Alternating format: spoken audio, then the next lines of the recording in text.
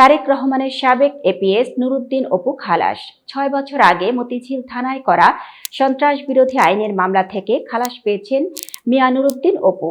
তিনি বিএনপির ভারপ্রাপ্ত চেয়ারম্যান তারেক রহমানের সাবেক সহকারী একান্ত সচিব। ঢাকার সন্ত্রাস দমন ট্রাইব্যুনালের বিচারক আব্দুল হালিম আজ মঙ্গলবার এ আদেশ দেন। ট্রাইব্যুনালের পাবলিক প্রসিকিউটর মোহাম্মদ জাহাঙ্গীর হোসেন এ তথ্য নিশ্চিত করেন। জাহাঙ্গীর হোসেন গণমাধ্যমকে বলেন, ২০১৮ সালের জাতীয় নির্বাচনের সময় ৮ কোটি টাকা উদ্ধারের ঘটনায় সন্ত্রাস বিরোধী আইনে করা মামলা থেকে খালাস পেয়েছেন মিয়া নুরুদ্দিন অপু। এ মামলায় দীর্ঘদিন ধরে রাষ্ট্রপক্ষ থেকে সাক্ষীদের আদালতে হাজির করা হয়নি। মিয়া নুরুদ্দিন অপুর আইনজীবী মাসুদ আহমেদ তালুকদার গণমাধ্যমকে বলেন, দীর্ঘদিন সাক্ষীদের হাজির করছে না রাষ্ট্রপক্ষ, এজন্য মামলা থেকে খালাস চেয়ে আবেদন করা হয়। আদালত মিয়া নুরুদ্দিন অপুকে খালাস দিয়েছেন।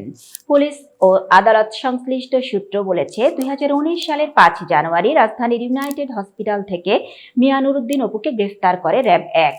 তিনি শরীয়তপুর ৩ আসন থেকে বিএনপির প্রার্থী হিসেবে প্রতিদ্বন্দ্বিতা করেছিলেন। সংসদ নির্বাচনের প্রচারণার সময় রাজধানীর মতিঝিল থেকে ৮ কোটি টাকা উদ্ধারের ঘটনায় করা মামলায় তাকে গ্রেফতার করা হয়।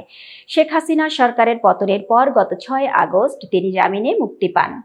এতক্ষণ বার্তা বৈঠকের সাথে থাকার জন্য ধন্যবাদ। নতুন নতুন তথ্য ও সংবাদ পেতে বার্তা বৈঠকের ইউটিউব চ্যানেল ও ফেসবুক পেজের সাথেই থাকুন।